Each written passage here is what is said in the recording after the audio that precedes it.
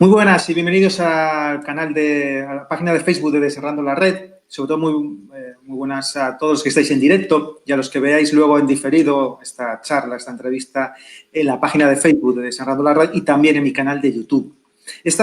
Bienvenidos a la sexta entrevista, la última de esta serie que he realizado la última semana. Ya estuvieron con nosotros el periodista Alfonso Hormida, también estuvo Antonio Cambronero, creador de Bolo Pocket, estuvo también Fátima Martínez, la consultora de marketing digital, estuvo Huicho, creador de Microsiervos, estuvo también Phil González y ahora, bueno, cerramos esta serie de 6 entrevistas con una persona a la que yo personalmente admiro. Podéis ir, si queréis, ya ir dejando comentarios o algún me gusta para que así veamos a los que estáis ya en directo y si queréis ya ir dejando alguna pregunta para nuestra siguiente entrevistada, pues bueno, ya la podéis dejando así, luego las va a ir contestando. Os cuento un poquito de nuestra invitada. Trabajó más de 2 décadas en televisión española, en Antena 3, donde fue 10 años corresponsal en París. También trabajó para CNN Plus. Desde hace una década explora lo que ella llama esa trilogía entre periodismo, redes sociales y vídeo. Ha sido responsable de redes sociales del mundo, ha trabajado en el departamento de Big Data de Unidad Editorial, que es la que edita El Mundo.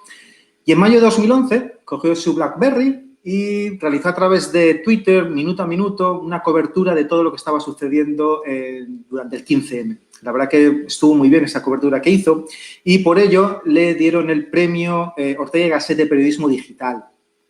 Es una acérrima defensora del periodismo, del buen periodismo, y está convencida de que, pese a las piedras que tenemos en el periodismo, esta es la mejor época para ser periodista porque tenemos muchas herramientas y podemos hacer un gran periodismo. La verdad que es un placer saludar a Carmela Ríos. Muy buenas, Carmela. ¿Qué tal, Manolo? El placer es mío y gracias por invitarme, que estoy muy contenta de estar aquí para poder charlar contigo. Gracias. Siempre nos seguimos a través de redes, pero sí. Está bien hablar. Sobre todo por aceptar la invitación y, bueno, por dedicarnos este minutillo, bueno, estos minutos, posiblemente 45 minutos, una hora, todo lo que podemos hablar sobre periodismo.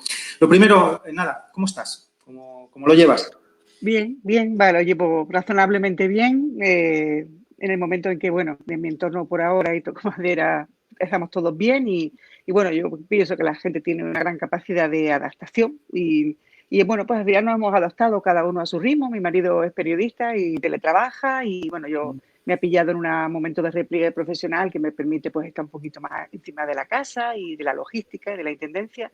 Y después tenemos 2 mellizos de 18 años que tienen también, bueno, pues ya creadas sus rutinas, con lo cual, en general, bien, bueno, con esos momentos de incertidumbre que tenemos todos, pero bueno, yo tengo 2 pilares que son el deporte, que es la meditación y digamos que es lo que me permite vitalmente ir saliendo, eso sí, con el cariño y el apoyo de mi gente, que son mis amigos y mi familia, por supuesto. O sea que bien. Entramos un poquito en faena. ¿No? ¿Estás bien?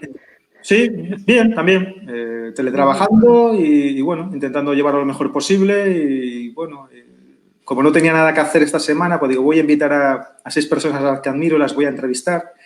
Y, bueno, es un poquito de carga de trabajo porque tienes que preparar las entrevistas, pero la verdad que es súper divertido y me da pena un poquito que esta sea la sexta y última, pero posiblemente haya una segunda fase, así que, bueno, la verdad que bien, contento y bueno, esperando a ver si nos dejan ya salir y nada, está ya todo perfecto. Vamos a entrar en faena. Y bueno, empezamos ya para mí con una pregunta ya importante. ¿Qué es para ti hacer buen periodismo? Porque a veces vamos tan deprisa que no somos capaces de pararnos a reflexionar. Y para ti, ¿qué es hacer buen periodismo? Por lo menos, ¿qué son las 3, 4 bases importantes? Porque a veces vamos tan deprisa que hasta que se nos puede olvidar.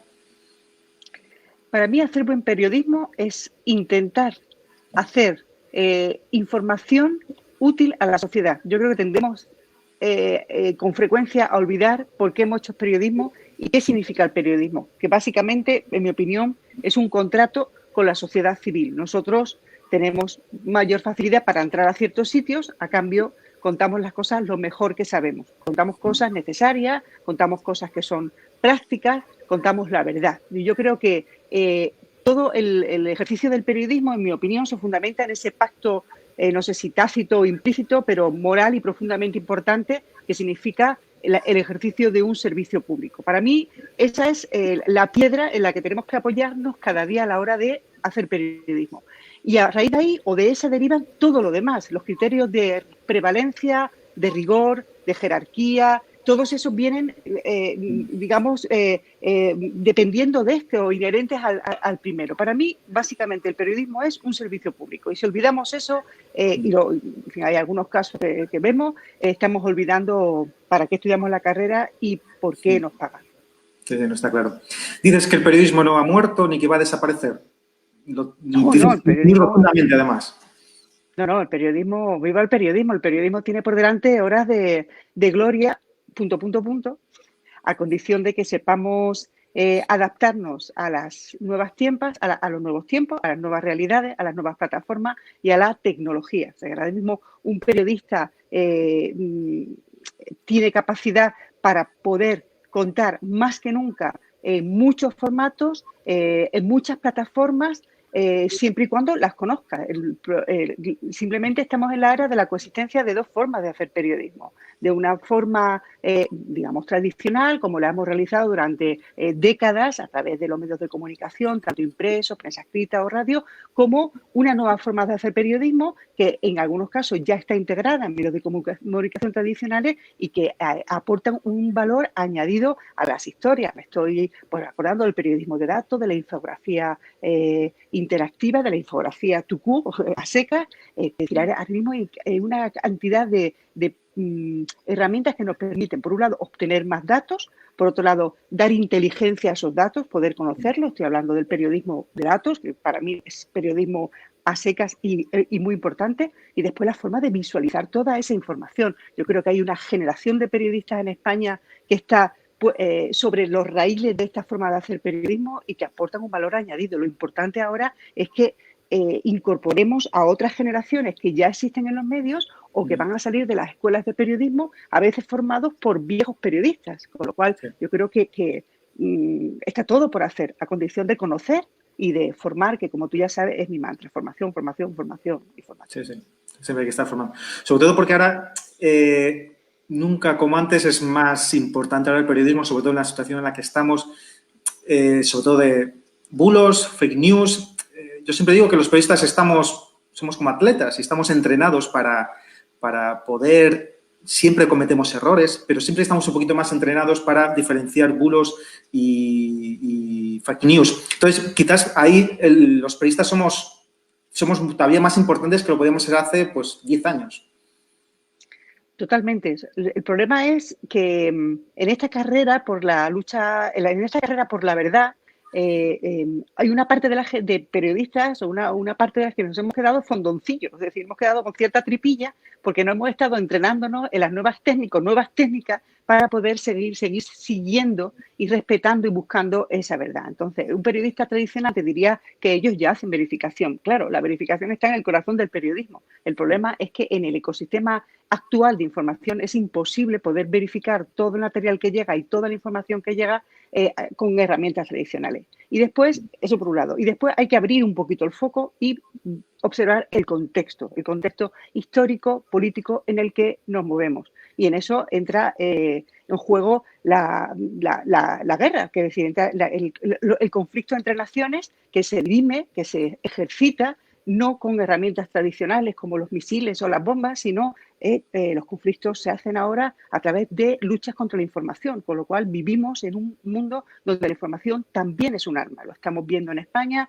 lo han visto muchísimos países del mundo y al margen de saber detectar la realidad con nuevas herramientas, los periodistas y la sociedad en general deberían ser conscientes de la realidad en la que vivimos respecto a cómo la información se convierte en un arma para la guerra en tiempos de guerra fría o en tiempos de paz. Yo creo que vivimos en un momento en el que las fronteras entre la paz y la guerra se han diluido y la guerra se ejercita, se hace de este tipo de forma. Yo creo que en ese camino, en ese conocimiento, debemos profundizar mucho los periodistas y la sociedad en general.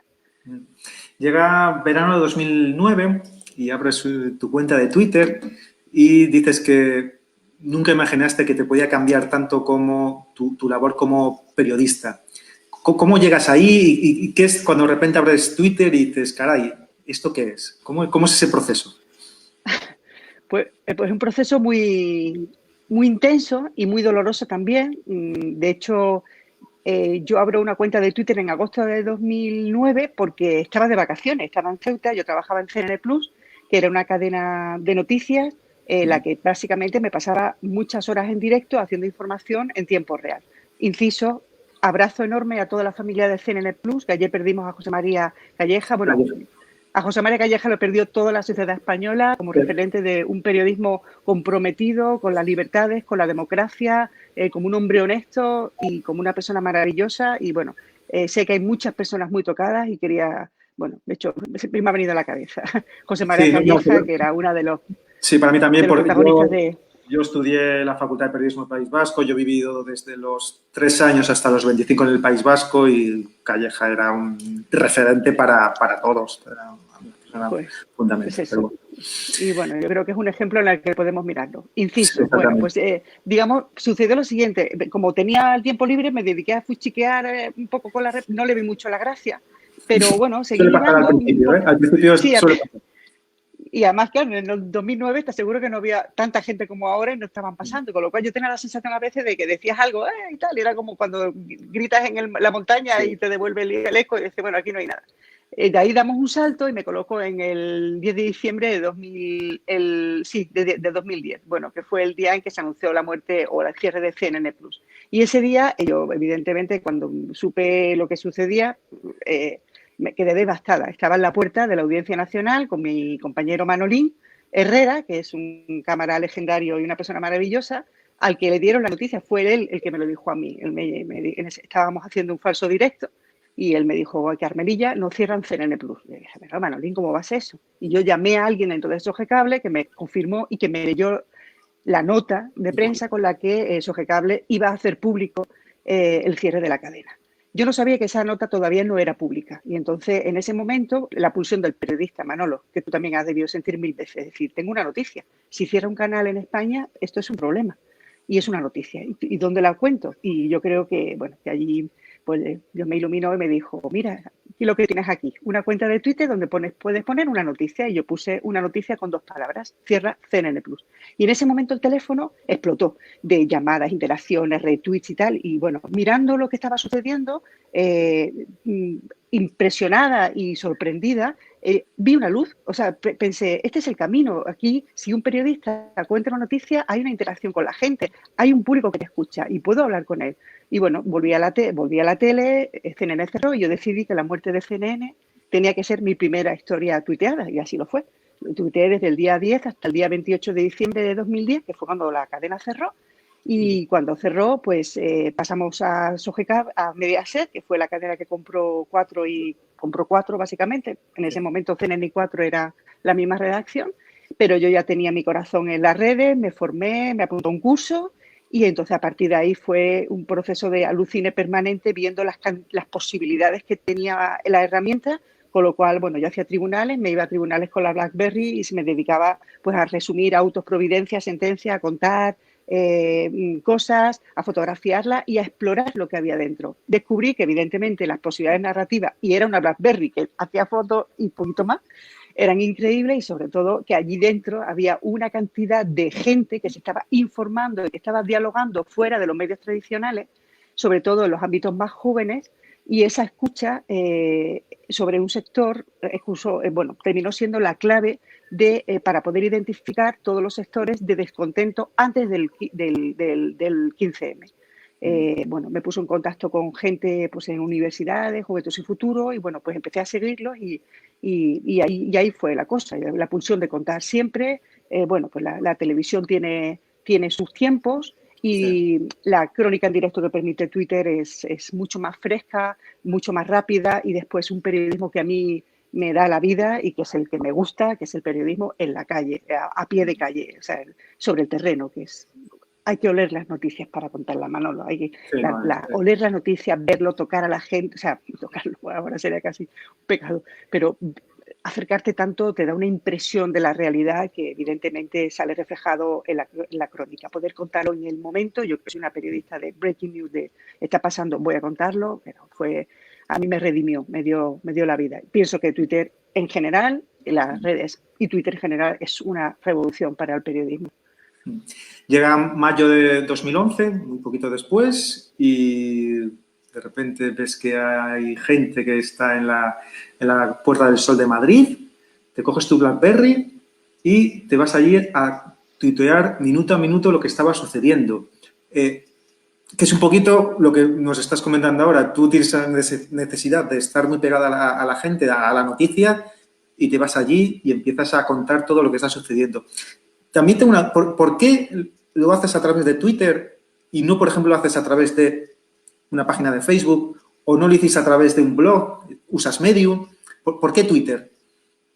Bueno, Medium en ese momento es que ni existía, Manolo, para sí, pero empezar. Puede ser. Sí. Entonces, eso es. Y Facebook no me parece, y todavía me sigue sin parecer, una herramienta que tenga la tensión y el nervio de directo que tiene Twitter. A mí me parece que Twitter es una herramienta muy para el periodismo, una herramienta muy poco utilizada por los medios de comunicación para hacer periodismo en directo, minuto a minuto, pero es una herramienta, primero porque es muy sencilla de utilizar. Segundo, porque te parecerá una chorrada, pero cuando una persona se pasa en la Puerta del Sol 12 horas editando o 12 horas tuiteando, necesita una herramienta que no se lleve la batería del móvil. Porque si no, no podría hacerlo. Si lanzas 5 tweets y te has quedado sin móvil y te has quedado sin forma de poder meterte en un sitio para cargar batería, a no que sea en los cuartos de baño del Corte Inglés, a veces, porque a veces también estaban ocupados, esto es un problema. Entonces, Twitter es una herramienta que consume muy poca batería y eso es una gran ventaja y sobre todo tiene una gran posibilidad de narrativa. Podíamos hacer titulares, podías hacer entrecomillados, podías poner fotos, podías hacer una fotogalería. Eso en ese momento, porque ahora la herramienta es todavía más potente. Yo utilicé Twitter porque era la mejor traslación que había en ese momento de lo que había sido CNN Plus, para hacer una crónica en directo. Y de hecho, cuando en esos días a mí me sucedió una cosa que era muy bonita, que era cuando cubríamos las manifestaciones, por ejemplo, la manifestación del 15 de mayo de 2011 no era la única, estaba Juan Luis Sánchez, había otros periodistas haciéndolo. Pero íbamos subiendo los tweets yo iba subiendo tweets en tiempo real de familias, de gente, las pancartas que eran una declaración de principio. La gente te daba las gracias y te decía gracias porque eres nuestros ojos en sol. Y cuando a mí me dicen eso, a mí jamás me han dado las gracias por hacer la información. La gente lo estaba viviendo a pie de calle en ese momento. Y esa pujanza del directo, yo, en mi opinión, solamente la encontrabas en Twitter. Ahora podemos pensar, bueno, hay otras herramientas, otras redes, bueno, las herramientas de directo, tanto en Facebook como en Instagram Live, que están muy de moda y es una herramienta maravillosa, tanto en los stories, que tiene una capacidad narrativa inagotable, pero esa pulsión del directo, yo solo la encontraba en Twitter. Y eso solamente es una parte de la historia, porque Twitter es una gran herramienta de publicación, pero Twitter es una herramienta para obtención de información, es una herramienta de escucha de información. Y es una herramienta muy completa para el periodista, no solamente para que pueda contar, sino también para que pueda informarse. Yo recuerdo que las revistas de prensa esos días, hacía resúmenes de lo que contaba la prensa internacional, pero claro, yo no me iba a un kiosco a comprar el periódico, me ponía a escuchar la radio. Es que en Twitter empezaba ya a hacer listas y buscaba las páginas de The Times, de Le Monde, de Libé, de la prensa francesa, que es la que yo suelo seguir por razones evidentes, ¿no? Y lo encontraba allí. Y de allí rebotaba portadas, fragmentos de editoriales traducidos. Y no tenía que moverme de la plataforma. Y todo eso a un coste muy pequeño de batería de un móvil. Por lo cual, no tenía competencia. No había otra alternativa. Era la mejor alternativa, ¿no? Carmela, ¿en ese momento había posibilidad de hacer hilos en Twitter o todavía no había esa posibilidad? Es que no me acuerdo. No, era tweet, uno tras otro y no había posibilidad de enlazarlos ni nada, ¿no? Supongo para hacer directos ahora los hilos sí que te da un poquito más de poder agrupar, que es algo que antes tenías te lanzabas un tweet y iba al mar de Twitter. Exactamente, es maravilloso. Y antes de los tweets, de los hilos, en Twitter hubo otra herramienta que se llama los Moments, que sí se siguen utilizando con mucha menos pujanza, que fue el primer intento de hacer compendio de tweets.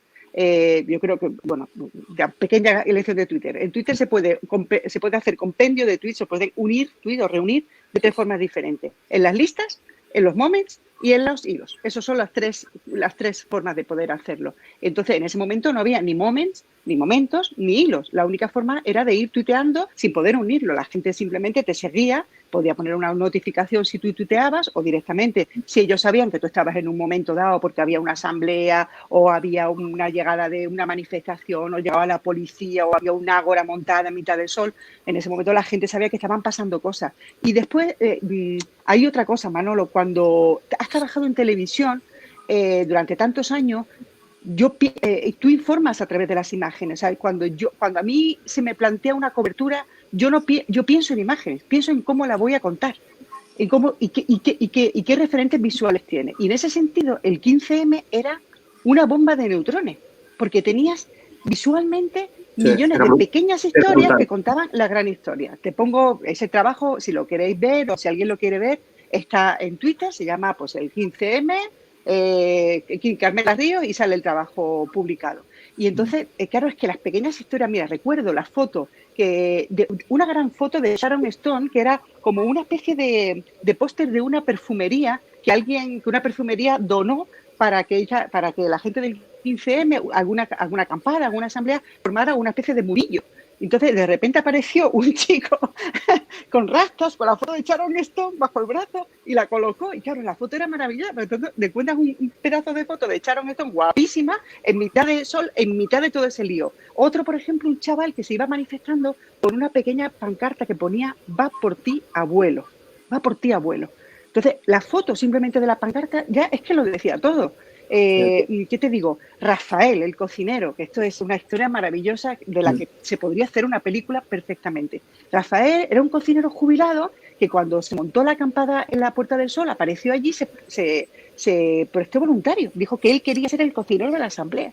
Y entonces todos los días le llevaron unos perolos, le montaron una cocina en mitad de la Puerta del Sol. Yo he visto tiene un perolo que era como de 1,5 metros de grande. Donde hacía. Exactamente. Entonces, todos los días Manolo llegaba allí y decidía con las cosas que le llevaban qué es lo que hacía. Un cocido maragato, pues lo que fuera. Y entonces lo mejor de todo era que Manolo cocinaba rodeado de montones de jubilados del barrio de su edad que iban a hacer tertulia con él de lo que estaba pasando. Eso era impagable, Manolo. Esa imagen, y en una televisión, en una crónica de televisión, es difícil enseñar. Sí. Había una profusión, una multiplicación de escenas como la de Rafael, como la del "Va por ti, abuelo", como la de Sharon Stone, como la de gente meditando en mitad del 15M, como el Timor. Yo recuerdo de Timor Oriental, había un chico de la televisión de Timor Oriental que vino a hacer directo, estaba ahí en medio. Y a mí me tenía alucinada. O sea, eso es, las pequeñas historias que cuentan la gran historia. Y Twitter es la herramienta perfecta para hacer eso. Es poder contar minuto a minuto, ¿no? ¿Te pasabas allí todo el día? ¿Cómo era un poquito tu jornada? Bueno, yo tuve mucha suerte porque sí, o sea, de hecho intenté, con la paciencia de mi marido, que se quedaba con los críos, que eran más pequeños, y bueno, pues yo me iba en todos los momentos que no trabajaba. Pero tuve la suerte de que Juan Pedro Valentín, que era el director de informativos de 4, me encargó la cobertura del 15M para 4. Con lo cual, yo estaba allí para hacer de Dr. Jekyll y Mr. Hyde, con lo cual me ponía la gorra de periodista de televisión, hacía mis reportajes, hacía mis directos y me quedaba allí para hacer el directo de la tarde. En vez de volver a la redacción, irme a mi casa a comer, me quedaba y seguía trabajando, hablando con la gente, viendo cosas, leyendo, etcétera, etcétera. Con lo cual, las horas que no estaba trabajando para 4, estaba trabajando para hacer la cobertura en Twitter desde mi propia cuenta. Y después los sábados y los domingos volvía a Sol para seguir trabajando, para aquella crónica, que era una crónica personal, pues tuviera continuidad, ¿no? Te he leído alguna entrevista, claro. ¿Cómo podemos diferenciar las opiniones de un periodista? Claro, hay mucha gente que puede decir que si tú haces una cobertura del 15M como lo hiciste, con esa intensidad, con esa pasión, que posiblemente podías estar de la parte de los manifestantes y no de la parte de los políticos. Entonces, supongo que también hay esa dicotomía. Yo sé que bueno, que tú al final lo que damos es información, pero siempre si damos una información sabemos que puede gustar a una persona o que no puede gustar a otra y que posiblemente nos van a situar o en un lado o en el otro. Vivimos en un país de blancos y negros, no hay grises. O cuando sacamos una información, o estás a favor de esa o estás en contra. ¿Tú cómo viviste esa situación? Porque supongo que también hay, pues, o recibiste comentarios o hasta presiones de que estabas sobre todo siendo altavoz de una parte de la historia. A ver, si te digo la verdad, no tuve ni una sola crítica. Yo tengo, respecto a este tema, si quieres después lo hablamos más profusamente, yo tengo una opinión y es que, bueno, quiero ser y voy a ser, me cueste lo que me cueste, un espíritu libre. No hago opinión o procuro no hacerla. La elección de por qué contar el 15M era porque era una increíble historia periodística. Es decir, no podíamos contarla de otra forma que yendo y viendo lo que estaba pasando, que era un hecho histórico en la historia de España. Es como decir, no sé, que se produzca un episodio de la Guerra de la Independencia y no cubrirla por si estás en un lado o en otro. O sea, es que yo creo que este tipo de reflexiones que nos hacemos ahora con toda la pertinencia del mundo, Manolo, y lo sé, no se debería de dar. O sea, la información tan politizada y tan ideologizada no es común a todos los países. Y yo he trabajado en cadenas de todo tipo y jamás he tenido ningún tipo de consigna vamos, hacia un lado o hacia el otro. He sido completamente libre a la hora de poder formular, pero también porque tengo un respeto por mi propia libertad de pensamiento y por mi propia independencia. Yo comprendo y supongo que no hay nadie que sea absolutamente objetivo, pero mi labor no es opinar, mi labor es informar y hacerlo de la forma más aséptica y sobria posible. O sea, podemos volver al principio, podemos volver al principio de esta entrevista. Es un servicio público. Cuando los medios de comunicación tradicionales no están mirando a lo que está sucediendo en las calles de España, donde hay un malestar provocado por la crisis económica, por la falta de oportunidades, por la carestía de la vivienda, por la imposibilidad de acceder a una vivienda o de formar una familia en condiciones normales, eso hay que darle. Y yo creo que los medios de comunicación, y podemos hacer autocrítica, a veces hemos pecado de que damos demasiada información política, nos olvidamos de las personas. Estar con una cámara o con un teléfono móvil en la calle era dar voz a aquellos a los que durante mucho tiempo no se ha observado desde los medios tradicionales. Este era mi caso. Es decir, Cuatro, una redacción maravillosa, pero no había, como ninguna otra redacción, sistemas de escuchas en redes, que es lo más importante que ahora mismo igual habría que hacer en una redacción. No sé, tú has trabajado en medios, los departamentos de redes sociales tienen tienen departamentos de escucha o herramientas para escuchar. La escucha de la información es una herramienta básica en el siglo XXI y simplemente el hecho de trabajar con Twitter te permitía saber que había un descontento en la sociedad española porque la crisis económica estaba dejando muchos cadáveres por el camino. Eso no es ideología, es simplemente atender a una realidad, sobre todo cuando la realidad explota en la calle en forma de una protesta civil como nunca se había visto. Esa era una buena historia y había que contarla. Si alguien quiere hacerse algún tipo de reflexiones, no hay problema, o sea, pero yo quería contar esa historia, básicamente. Tenemos una pregunta de una persona que está, de Alfonso Hermida, que está viendo por streaming, que dice, ¿cómo ha evolucionado la forma de hacer periodismo en Twitter desde el 15M? Supongo que eres una de las pocas personas que puede responder perfectamente a esta pregunta. Bueno, en mi caso personal fue una revolución. De hecho, yo dejé la televisión y me dediqué básicamente a explorar las redes sociales, es lo que hago desde hace 10 años, de cómo casan las redes sociales y el periodismo en todos sus aspectos.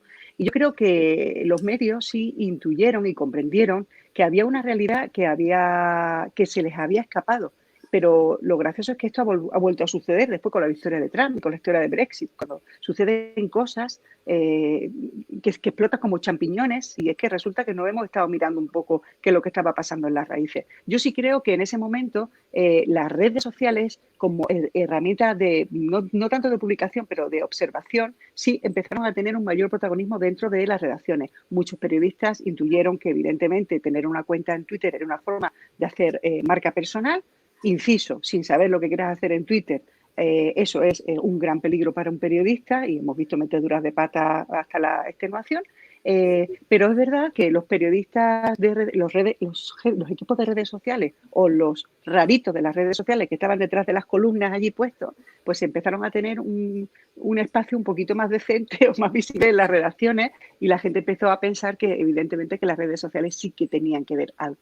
Yo creo que esa fue la historia. Y después, el 15M coincidió, acuérdate, Alfonso y Manolo, con toda una serie de movimientos ciudadanos de este tipo en otras ciudades, Occupy Wall Street, en Londres, etcétera, etcétera. Y yo creo que ese fue el punto de inicio de lo que llamamos el MoYo, el periodismo móvil, es decir, de la crónica en directo a pie de calle, porque esto no es que lo haya hecho España ni que lo haya hecho yo lo han hecho otros periodistas, y está muy en la tradición anglosajona, más que en la tradición española. Hay magníficos periodistas de crónica móvil, básicamente también porque se les enseñó. Yo recuerdo haber tenido una entrevista con Natalia Malinaric, que ahora es la responsable, bueno, del tema de narrativa en dispositivos móviles de la BBC, que ella estaba trabajando en periodismo móvil y enseñaba a periodistas a utilizar las herramientas de periodismo móvil para cuando iban a hacer sus crónicas, poder hacer un directo para la BBC y a la vez hacer una crónica para la cuenta de Twitter. Estoy acordándome, por ejemplo, de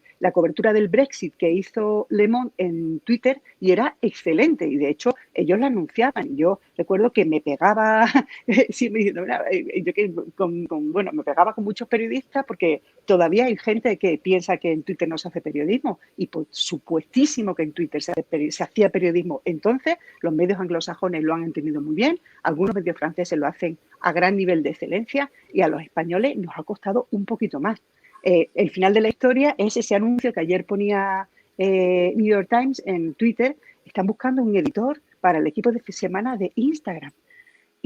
Si redes sociales no es periodismo, perdón, pero que baje Dios y lo vea. Yo creo que esto es importante. Y yo creo que esa es una reflexión en la que cada periodista y cada medio de comunicación se ha ido posicionando de forma diferente, pero que queda muchísimo por hacer, por supuestísimo. En mi caso, bueno, yo he sido profesora del máster de periodismo del País, del Mundo, lo soy del Correo, y bueno, las promociones que han ido a las redacciones con las herramientas que le hemos enseñado sobre cómo se hace una crónica minuto a minuto, yo creo que para un periodista ahora es un plus y una oportunidad más de no estar todo el rato en la redacción, sino también de salir porque ha demostrado que puede hacer una buena cobertura con un poco de material y sobre todo con criterio, ¿no?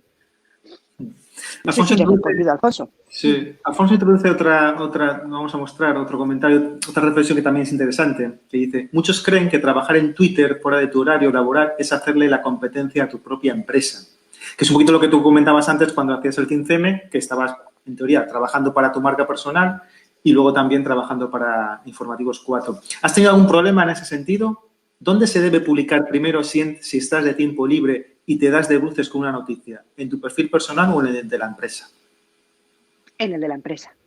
Por lo menos si estás trabajando para la empresa, para mí yo lo tengo claro. Yo he tenido dos posibles conflictos en ese lado que resolví con una reflexión previa, tanto en 4 como en El Mundo. En el caso de 4 fue haciendo tribunales, yo cubría la actualidad de tribunales para 4 y a la vez iba tuiteando. Entonces, cuando llegaba una noticia, cuando llegaba una sentencia, cuando llegaba una providencia importante de cualquier caso de corrupción o de ETA o, bueno, de cualquier cosa, yo llamaba a la redacción, lo contaba. El problema es que la redacción decidía lo que hacía con él. Podía meterlo en la cuenta de Twitter de 4, podía hacer otro tipo de cosas. Y después lo contaba en mi cuenta de Twitter. Y cuando he estado en El Mundo, exactamente lo mismo. O sea, yo he sido jefa de redes sociales del Mundo y periodista móvil del Mundo durante mucho tiempo, y evidentemente, pues igual, he estado pues en muchos sitios. He estado en París cubriendo el proceso, el juicio, bueno, 1000 manifestaciones, debates de investidura, y siempre cuando se ha producido una noticia que El Mundo no recogía, evidentemente lo primero siempre, o una declaración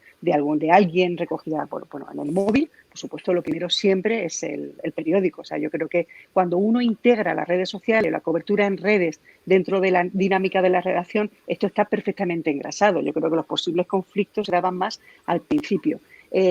inciso, cuando yo hice la cobertura del 15M para mi cuenta, yo ofrecí a la redacción y ofrecí a mis responsables hacerlo desde la propia cuenta de Cuatro, pero bueno, en ese momento no se contempló esa posibilidad, pues porque igual era dar un protagonismo demasiado, o hubiera habido que crear una cuenta adicional de 415M y hubiera sido de Noticias 415M. En ese momento no se contempló esa posibilidad, pero ellos no me dieron ningún problema, vamos, al contrario. De hecho, tanto Juan Pedro Valentín como Paolo Basile fueron dos de las personas que me acompañaron a la entrega del premio Ortega y Gasset para recibir ese premio que yo había hecho desde una cuenta personal. Yo creo que... Te quería preguntar sobre el premio. A ver, está muy bien, claro, hacer la cobertura, supongo que recibes muchos elogios, pero bueno, que también te reconozcan con un premio, aunque sea... O sea, supongo que también es esa noche o cuando te enteras que te dan el premio, dices, bueno, he hecho un buen trabajo y además me lo han reconocido. ¿Qué significó para ti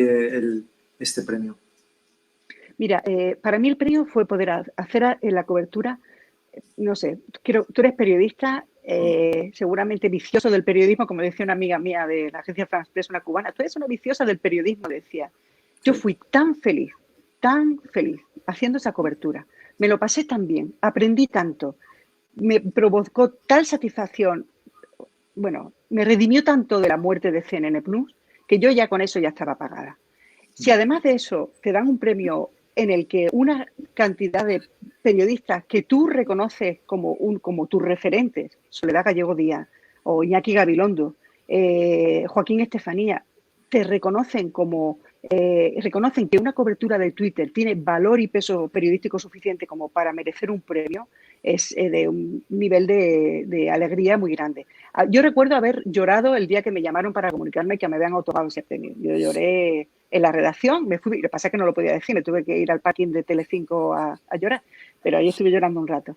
Y la satisfacción sobre todo es porque vinieron mi familia, estaba mi padre, que ya no está con nosotros, estaba mi madre, estaba mi marido, estaban mis hijos y bueno, no sé, estas alegrías compartidas no tienen precio, pero sobre todo yo estoy agradecida por haber descubierto Twitter y sobre todo por haber hecho esta cobertura que me dio tanta felicidad, ¿no? A raíz de esta cobertura del 15M, escribes un libro, se titula Cómo el 15M cambió la información, una guía de periodismo móvil. ¿Necesitabas que todo lo que habías vivido quedase plasmado en un libro, en algo escrito, en algo físico? Y que quizás tenías miedo de que, bueno, que todo lo que habías hecho quedase ahí en el mar de Twitter, como digo yo, un poco olvidado. O no sé por qué decides escribir el libro. ¿Cuál es esa necesidad que te empuja a escribirlo? Bueno, la iniciativa nos partió de mí, partió de libros.com, con Antonio Rubio, que es un periodista veterano y curioso de todo tipo de información. Es el gran impulsor del máster de periodismo de investigación y datos de Unidad Editorial, que es un referente en Europa, y él me propuso hacerlo.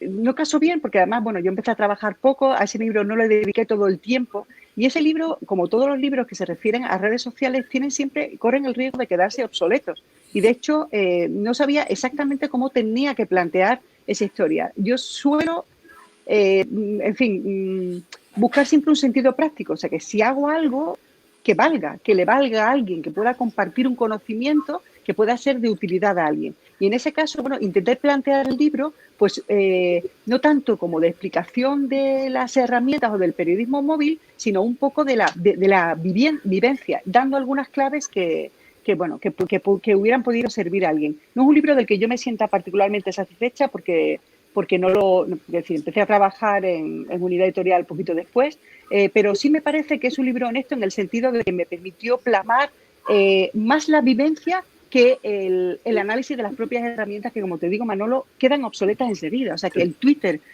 con el que yo hice el 15M es que no tiene no tiene nada que ver con lo que con una cuenta de Twitter que hay. Es que ahora mismo igual hubiera tenido que integrar Instagram, los stories, yo qué sé, pues los stories son una herramienta impresionante, los stories de Instagram. Yo he estado trabajando haciendo algunas cositas y bueno, entonces igual hubiera podido que hacer algo con stories también. Igual hubiéramos podido elegir qué herramienta o qué momentos de la cobertura hubieran podido ser contados en directo, pero en directo vídeo, en esto, como tú y yo estamos haciendo ahora. Imagínate que en mitad del 15M, después de la asamblea de las 8, yo hubiera podido poner en duplex, como tú estás poniendo ahora mismo, a un periodista de la televisión holandesa o a una persona de la comisión de legal o a un abogado que había dejado su trabajo para poder ayudar a la gente del 15M. Yo qué sé, ese tipo de cosas, ¿no? Yo creo que ahora hubiera sido la cobertura de otra forma, ¿no? Y el libro pues refleja la foto de ese momento. Me interesa también del libro un poquito, sobre todo la gente que escribe libros, me interesa también cómo fue tu proceso de creación del libro, porque no es lo mismo escribir un libro que escribir una crónica para la televisión o escribir un tuit o escribir para tu blog de Medium. ¿Cómo es tu proceso de creación? No sé si primero metes todo en libros así escritos, ideas, y luego te pones a escribir. ¿Cómo es un poquito el proceso de creación de ese libro? Yo soy muy mala escritora, yo no sé escribir en largo y te cuento porque durante 25 años alguien ha dictado en el teléfono una cifra de normalmente 20 segundos, 30 segundos, que era la duración de una crónica o de un minuto, y cuando había mucho que contar te decían minuto 15, pero con salidilla. Yes. O sea, yo me he pasado 10 años en París haciendo crónicas pautadas de tiempo, o los directos en 4, en CNN Plus, desde la Audiencia Nacional o desde cualquier sitio. Tienes 30 segundos. Recuerdo en el informativo de Iñaki Gabilondo que tenía unas escaletas súper picadas y íbamos con 30 segundos. Entonces, yo tengo un problema de base. El cerebro ya está ya organizado para... Exactamente, yo creo que resumo bastante bien, o sea, puedo ser bastante precisa en lo que escribo, pero no sé escribir largo, con lo cual a la hora de tener un libro, a la hora de plantearme un libro, para mí fue durísimo. Fue durísimo porque simplemente no sé contar largo, tenía que entrenarme. Entonces, lo que intenté hacer es, pues ordenar las ideas, ordenar por capítulos y después tirar mucho de mis propios recuerdos, de lo que estaba sucediendo en ese momento, de las anécdotas que vivía, para poder entroncarlas con una necesidad profesional o con algún tipo de herramienta. Pero yo te puedo decir que para mí no fue una experiencia fácil.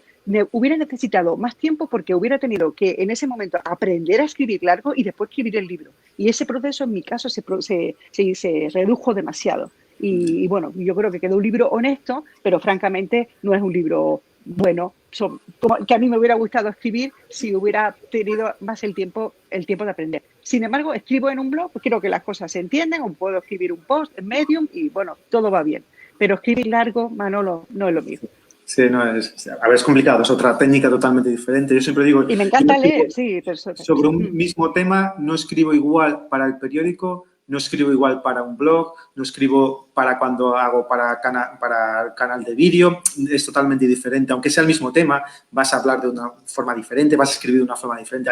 Cada uno sé que tiene como su lenguaje y su forma de escribir. Quería pasar ahora un poco al tema de fake news porque si la gente que te sigue en Twitter estás muy encima de herramientas para verificar que los bulos y la verificación, pero bueno, nos ha entrado una pregunta de Lourdes Martínez, la pasamos y así la respondes, que me parece súper interesante, que dice, ¿crees que Twitter sigue siendo una buena herramienta periodística para obtener información o se ha convertido en una caja de bombas para el periodista por la gran cantidad de bulos y falsedades que se difunden y la dificultad de verificar todo ello de forma ágil? Uy, qué buena pregunta, Lourdes.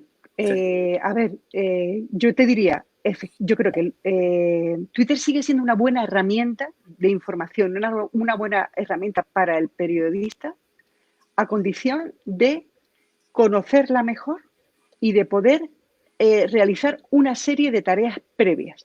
La primera es la jerarquización de la información. O sea, Twitter, como el mundo en general, se ha convertido en un tsunami de datos, verificados y no verificados, de verdades y falsedades, de bulos y de afirmaciones, de opiniones y de GIF y de memes. Vale. Hay que hacer una selección de la información que nos interesa y la forma de hacerlo es listas. Las listas de Twitter son nuestro archivo hoy, con lo cual hay que hacer un trabajo previo de selección de cuentas que aportan valor, que aportan información verdadera en órdenes de diferentes cosas. Yo creo que tengo más de 100 listas, muchas de ellas son privadas, por eso no las veis cuando abrís mi timeline, pero están allí. Pero es que llevo trabajando en ella 10 años o 11 años desde que abrí Twitter, porque intuí que era la forma. Eso por un lado. Y segundo, Twitter sigue siendo una buena herramienta de información porque te permite poder contactar con personas y con instituciones para poder hacer algún tipo de gestión o obtener algún dato. Y tercero, Twitter sigue siendo una buena herramienta a condición de conocer las herramientas que te permitan verificar una parte de la información que va a llegar y sobre la que tú vas a tener dudas razonables de si es cierto o no es cierto. Pongo un ejemplo. Ejemplo de todas las oleadas de atentados que hemos vivido en Europa pues, los últimos 2 años. Cuando te llega una foto de Estocolmo, de una calle donde se supone que ha habido un tiroteo y no sabes exactamente de dónde viene y quién la pone y dónde está, hay muchas formas de poder filtrar. Primero se puede verificar esa imagen. Después hay herramientas, hay una herramienta que se llama TweetDeck, no sé si muchos de vosotros lo utilizáis, que tiene unos criterios de búsquedas que pueden ser muy selectivos. O sea, en un momento dado, te cuento un caso real porque es lo que hicimos en la redacción del Mundo. En el momento en el que en Estocolmo se produjo esa explosión o ese tiroteo, bueno, pues simplemente abrimos una columna de Twitter en la que podíamos establecer búsquedas de tweets con fotos o vídeos que salieran en un perímetro de 25 kilómetros en torno a Estocolmo. Era solamente tweets suecos, pero puedes hacer lo mismo diciendo quiero todos los tweets con fotos que salgan solo de una cuenta verificada o quiero todos los tweets con vídeo que tengan una interacción de más de 25 retweets. Con lo cual tú puedes ir creando muchas columnas de búsquedas en TweetDeck para ver exactamente qué material está saliendo pues, de Estocolmo o de cualquier otro sitio. Imagínate que quieres ver qué están dando los medios del mundo. Pero claro, para poder hacer eso necesitas conocer esas herramientas, ejercitarte con ellas y tener una cierta soltura para que cuando las vayas a necesitar te puedan servir, no te encuentres atenazado. Es decir, ir a pelo a Twitter hoy es una, como tú dices, temeridad, porque Twitter es una caja de bombas, hay una cantidad de bulos, una cantidad de información falsa, de información interesada, muchísima opinión. La única forma de poder seguir haciendo periodismo es comportando tú como un periodista. Y un periodista jerarquiza, un periodista ordena, un periodista filtra y un periodista se forma. Al menos como yo lo entiendo. Sí. O sea, yo no quiero dar fórmulas ni pontificar, pero digamos, en mi experiencia de 10 años haciendo esto, si yo me hubiera quedado con las herramientas que utilizaba en el 15M, tuiteando y escuchando, me hubiera quedado totalmente obsoleta, me hubieran metido 1000 goles en los trabajos en los que he estado y me hubieran echado por banda y por mala. Entonces, sí. La única forma era intuir, decir, no, vamos a formarnos, a ver, ¿qué herramientas nuevas hay? CrowdTangle, ¿qué herramientas hay? TweetDeck, ¿qué se puede hacer? Esto. Con lo cual, bueno, pues hay que estar un poquito al tanto, hay que estar un poquito pendiente. Es verdad que además hay muchas posibilidades de formación y es formarte, simplemente. No te puedes esconder, no puedes quedarte quieto. Quedarte quieto en redes sociales es asumir unos riesgos innecesarios. Sí, para mí, sobre todo es muy importante lo que hacemos los periodistas de verificar la información, hacer la doble verificación, la triple verificación cuando hay algún problema. Y yo, por ejemplo, estamos hablando de a lo mejor de herramientas un poquito técnicas, de TweetDeck, CrowdTangle, que podemos tener los periodistas, pero, por ejemplo, yo le digo a la gente de la calle, si una vez le llega una foto en la que cree que si es verdad o no es verdad, que la descargue en su escritorio, Google puede hacer una búsqueda inversa. Tú puedes subir la foto a Google, buscas por Google Imágenes, y que puedes subir tú esa foto y ver si esa foto la han publicado más gente, dónde la ha publicado. Entonces, muchas veces ahora nos están llegando, pues ahí esta información es de una cosa que ha pasado ayer. Tú haces esa foto, te la descargas, miras en Google y a lo mejor es del 2018. Entonces, simplemente nosotros como usuarios podemos tener filtros y eso es verificar, ¿vale? Yo siempre digo a mí me parece muy bien que la gente quiera ser periodista y que quiera, pero por lo menos que ayuden a la sociedad a verificar las noticias, porque es muy importante, porque estamos en un momento en el que hasta nosotros mismos, los periodistas, se nos puede escapar algo y siempre nos pueden meter un gol. Pero por eso nosotros necesitamos verificar las informaciones y que el resto de la gente que verifique. Sobre todo tenemos un grave problema con los bulos que nos llega de WhatsApp. Porque porque siempre tienen un punto que puede ser verdad, que ahí juegan muy bien, y algo muy importante es que nos llega de alguien conocido. Entonces, le vamos a dar mayor credibilidad. Si a lo mejor lo leemos en una web que dice, bueno, podemos creer, pero si nos llega de nuestra hermana, de nuestra madre, de un contacto de nuestros amigos, dirá, pues si me la ha pasado, que es importante. Verificamos siempre. No podemos, y sobre todo ahora hay muchos bulos que, bueno, la gente quiere hacer daño. Entonces, intentemos en eso, para mí es muy importante. Y yo creo que ahí tu trabajo es muy importante, no solo para los periodistas, sino para el resto de la gente. quizás que no utilicen esas herramientas a lo mejor tan técnicas como las que podemos utilizar, pero bueno, que cojan alguna y que pues, estén pendientes de gente que les interese lo que esté haciendo y que vean las herramientas o que pregunten, ¿sabes? Que me pregunten a mí, que te pregunten a ti y para eso, y evidentemente vamos a estar encantados de responderle y de cómo, si es una información está bien o no está bien hecha. Mira, hay dos puntualizaciones, Manolo. Hay dos cosillas que es importante destacar y yo pienso que además, no sé, creo en esto y cuanto más reflexiono, más creo.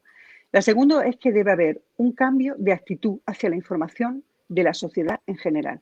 Hemos vivido en la época en la que este fenómeno de las fake news o de los bulos o de la información interesada o de la desinformación interesada no existía y todos acudíamos con una inocencia muy grande a los medios de comunicación y a lo que nos llegaba por los grupos de WhatsApp. En los grupos de WhatsApp se maneja todo con un componente que es el clave, que es la emoción de te llega una cosa que te va a indignar o que te va a enternecer y eso es lo que va a provocar ese tipo de virulidad. Emoción, cuando el componente emocional que juega mucho cuando, como tú dices, cuando quien te manda algo es tu madre o tu abuela o tu hermano o alguien que tú conoces y que, bueno, merece todo el cariño y la atención por tu parte. Pero bueno, puede ser que a ellos también, exactamente, que a ellos también le han metido un gol. Con lo cual, no vamos a solucionar nada si dejamos las tareas de verificación, y ahora me explico, en manos de pequeños organismos. Yo estoy muy a favor, por supuesto, de Neutral, de Maldita Hemeroteca, que es un órgano imprescindible, pero hay que ir más allá. O sea, es que tenemos que tomar, hay que generar una toma de conciencia de la sociedad del tipo de información que les está llegando a sus correos, a sus teléfonos. Esto yo creo que está sucediendo. O sea, yo creo que esta crisis del coronavirus está dejando a tanta gente confundida sobre la información que le llega, que empieza ya a ser un problema que nos afecta a nosotros, los periodistas y a los medios, porque es que ellos ya no saben de quién tienen que fiarse, con lo cual hay que impulsar esta desconfianza hacia la información o esta actitud inicial de desconfianza. Y después lo que tú dices, bueno, pues es que sí se pueden enseñar algunas herramientas básicas. Por ejemplo, poner un titular en Google. O sea, cuando alguien pone un bulo en WhatsApp y lo hace circular por toda la familia, cuando alguien copia eso y lo mete en la barra de Google y hace una búsqueda, posiblemente se va a encontrar que eso está viralizado en Foro Coches, en Facebook, etcétera, etcétera. Con lo cual, simplemente a la visión, yo no le estoy pidiendo a mi madre que se ponga a verificar información. Ella tiene 81 años o 80 años y no está para eso. Pero ella en ese momento puede interpelarse de que eso que está viralizando de esa forma o que aparece en tantos sitios, igual no es muy creíble. Con lo cual, al final, intuyo que la gente, y eso imagino que es lo que explica por qué muchos medios de comunicación están teniendo una gran cantidad de seguidores nuevos o de suscriptores, es que al final tú dices, mira, es que yo ya voy a dejar de quererme todo esto y voy a ir a la información de los medios de toda la vida, a condición de que los medios de toda la vida se hayan formado específicamente en verificación y que hagan periodismo y no información ni ideología, que ese es el otro gran peligro en el que estamos viviendo ahora. O sea, yo creo que el problema es ese. El problema es que los periodistas por sí solos no vamos a acabar con este problema. Esto necesita formación a todos los niveles. En los ayuntamientos, hay que organizar este tipo para todo tipo de colectivos y, bueno, por supuesto, el otro día en los colegios, en las escuelas, desde el principio, enseñar a la gente cómo se verifica la información y cuál es su actitud. Okay. Vamos 52 minutos. La verdad que es súper guay la entrevista, pero si no, lo vamos a eternizar mucho y luego, si no, Mark Zuckerberg o los de YouTube nos van a echar por pasar tanto tiempo utilizando tu herramienta. Tengo tres preguntitas para ir terminando. Sé que es muy complicado y que es hacer lo que va a pasar en los próximos años, pero me gustaría saber un poquito cómo te imaginas al periodista dentro de 5, 10 años, cómo crees que debería trabajar, si lo que está haciendo ahora está bien y si es una evolución o cómo lo ves, cómo ves ese periodista dentro de, no sé, una década. Buah, no lo sé. Ya sé que es muy complicado, pero... O sea, lo honesto, te voy a decir, te puedo decir lo que no me gusta ahora, lo que yo creo que habría que cambiar, que ya te lo he esbozado durante la entrevista. Sí. Soy incapaz de hacer un pronóstico sobre lo que va a pasar con los medios. Intuyo que los medios de comunicación y los medios de información tradicionales tienen todo el peso y toda la posibilidad para poder seguir ejerciendo si escapan de esa tentación de la ideología. yo creo que el exceso de opinión, el exceso de tertulianos en este país es una calamidad, porque está arramplando con la credibilidad de cientos de periodistas, está dejando huérfanos a muchos lectores, está inoculando en la sociedad esta necesidad de bipolarización, cosa que empezamos a sufrir incluso en entornos cercanos, familias o en pandillas de personas que tenían, bueno, opiniones muy diferentes en muchos casos, y que ahora esa disparidad de opiniones resulta más insoportable porque se insufla desde los medios, se insufla desde la política una polarización, un enconamiento que no existía antes. Y después también porque eso proyecta un modelo de periodismo que posiblemente sea mucho más rentable que un periodismo, bueno, que pueda serlo potencialmente, que un periodismo serio, como es el periodismo de tertulia. Es decir, podríamos hacernos la pregunta en voz alta, Manolo, de cuántos periodistas o cuántos alumnos de periodismo pueblan hoy las facultades y las escuelas de España con la sana intención de convertirse en un opinador ideológico, sí, porque de esa forma va a tener cabida en tertulia. Es que efectivamente las televisiones y los medios de comunicación organizan muchas tertulias porque son muy baratitas, son muy baratas, con muy poco dinero se cubren una gran cantidad. Hemos trasladado el modelo de Sálvame, que es un señor en medio y 4 señores que opinan, que no eran periodistas en este caso, algunos de ellos sí, básicamente no, y ese modelo, que es un modelo muy sencillo y un modelo muy barato, se ha ido trasladando al resto de televisiones, a programas, a magazines, a todo tipo. Para mí ese es el problema. O sea, y vuelvo al principio de la entrevista. ¿A quién servimos? ¿A quién servimos? Vamos a servirnos ¿a quién le interesan nuestras opiniones? A mí me interesa, yo creo que si tenemos algún valor como profesionales por lo que podemos informar, por la información, por la utilidad de la información que podemos dar a los usuarios, cómo podemos entretenerlo, qué podemos mostrarle, qué podemos explicarle mejor, dónde podemos aportar contexto. La opinión, para mí, es lo menos importante, menos importante. Y sobre todo la opinión formulada y expresada en estas tertulias absolutamente polarizadas o no sé, para mí ese es el gran peligro, porque además digamos que es un veneno que va corroyendo sectores diferentes, tanto los medios como los periodistas, como la sociedad, como la política, como la familia, y al final es un pequeño, no sé, es un veneno. Sí, yo sobre esto solo tengo 2 reflexiones muy rapiditas. Para mí, esta gente que sale no son periodistas, yo los llamo todólogos porque saben de todo, saben del coronavirus antes de que los chinos, saben de cualquier cosa, son todólogos. Y yo les pediría, si puedo, es que no me den opinión, sino que me contextualicen las cosas, que me contextualicen las noticias. Yo necesito saber por qué pasan las cosas. Yo ya sé que ha pasado algo, pero yo quiero saber por qué pasan las cosas, que es algo muy importante que los periodistas tenemos que hacer siempre. Intentar responder por qué suceden las cosas. Y luego ya la última, y es que es algo que es una pelea que tengo continua con todo el mundo. Este tipo de periodismo es la punta del iceberg. Hay muchísimos periodistas haciendo buena información. El problema es que los que tienen mayor visibilidad son los que salen en la televisión y los que salen en la radio.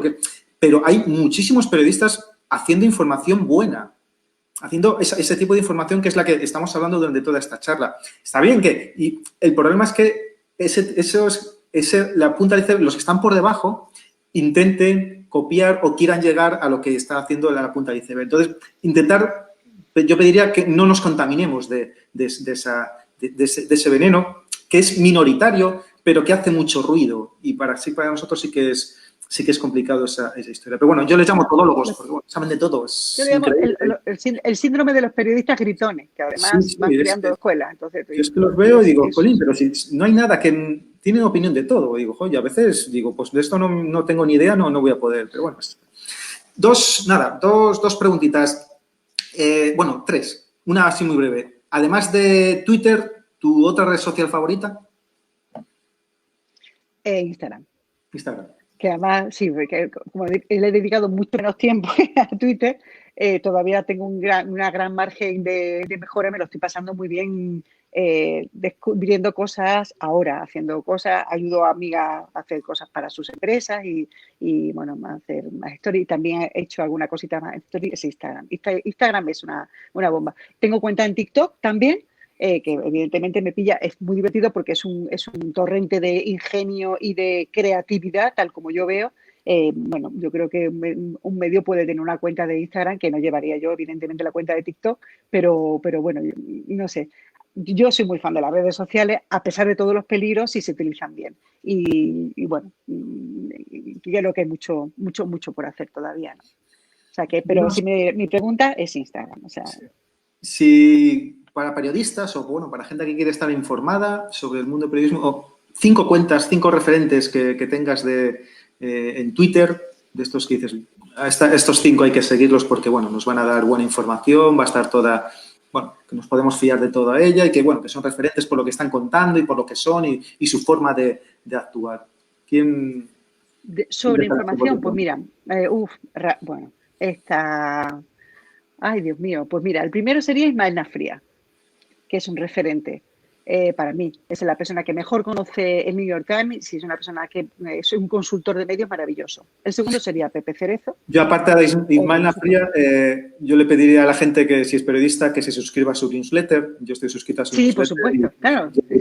¿Sabes? Tiene el libro de Ismael, exactamente. Que es muy bueno. O sea, digamos, Ismael porque tiene una newsletter que es una maravilla y porque tiene el libro de referencia sobre el modelo de transición digital de un medio tradicional a un medio como es el New York Times. La reinvención del New York Times, Ismael Nafría. Ese es un libro que hay que comprarse. Pepe Cerezo, porque es una persona que se ha dedicado, es otro consultor de medio que trabaja muy bien a la hora de analizar las formas de monetización y la evolución de la monetización de los medios. Muy bueno. O sea, tiene varios libros, yo diría Pepe Cerezo sería otro. Miquel Pellicer, que me parece también una referencia, me gusta mucho todo lo que cuenta, me interesa mucho. Es que hay mucho, claro, que voy a quedar, bueno, que me da igual quedar fatal, pero es que hay muchas cuentas que merece la pena. Mira, me has dado una idea, Manolo, voy a hacer una lista de referentes sobre este tema, sobre Pues periodistas, vale. porque hay muchos tal. Déjala A ver, abierto, es que te diría, sí, la dejan abierto, o sea, Porque ¿qué te digo yo? Pues, bueno, pues Miguel Ángel Jimeno de la Universidad de Navarra, que es una persona que tiene un ojo muy especial también, que te digo yo, pues bueno, no sé, es que de la Universidad de Navarra hay un montón de gente que hacen cosas estupendas, pero es que estoy pensando en datadistas, estoy pensando en Antonio Rubio, es que hay tanta gente que dice que hace buen periodismo y que recomienda cosas sobre buen periodismo, que mira, voy a hacer esa lista. Lo tengo decidido, Manolo. La lista de referentes del periodismo. Vale. Última pregunta ya, Carmela. ¿Cómo te ves dentro de 5, 10 años? ¿Dónde te ves? ¿O cómo te ves? ¿O cómo? Mira, ¿Qué quieres ser de mayor? Es decir, dentro de 5 o 10 años. Con la que está cayendo, Manolo. Imposible saber dónde vamos a estar y si vamos a estar, si sobrevivimos a esto. Yo me veo, ¿cómo me veo? Yo me veo tranquila. O sea, me veo... No sé, es que no te puedo decir, no lo sé, sería difícil. Yo me veo tranquila, o sea, si me puedo mirar y me dan la oportunidad de estar, yo creo que estaré, no estaré en la primera línea de un medio de comunicación, he vivido muchos años la información muy intensamente y bueno, yo creo que mi familia también se ha resentido de todo el tiempo que yo he estado fuera, porque yo he vivido por y para el periodismo, básicamente, y ahora me apetece que mi tiempo quede más compensado. Pero yo creo que no voy a abandonar nunca esta necesidad de seguir aprendiendo, que para mí es parte de mi ADN. Necesito formarme y yo creo que voy a seguir en esa evolución. ¿Dónde? Dentro de una gran empresa, dentro de un medio, como consultora, en el campo teletrabajando, no lo sé. Lo que sí aspiro es a una mayor tranquilidad. Yo creo que hemos corrido mucho, Manolo, durante todo este tiempo. La información circula a una velocidad increíble. No, es imposible consumir el maná de contenido cultural que tenemos. Ha llegado el momento de echar el freno. Yo creo que, bueno, esta es una época pavorosa y dolorosa para muchísima gente, pero yo creo que debemos sacar algún tipo de conclusiones y una de ellas es que el freno de mano está a nuestra derecha. Echémoslo un poco veamos qué tipo de vida queremos llevar. Yo creo que esa respuesta merece ser reflexionada después de lo que va a pasar, ¿no? Y de lo que está pasando, ¿no?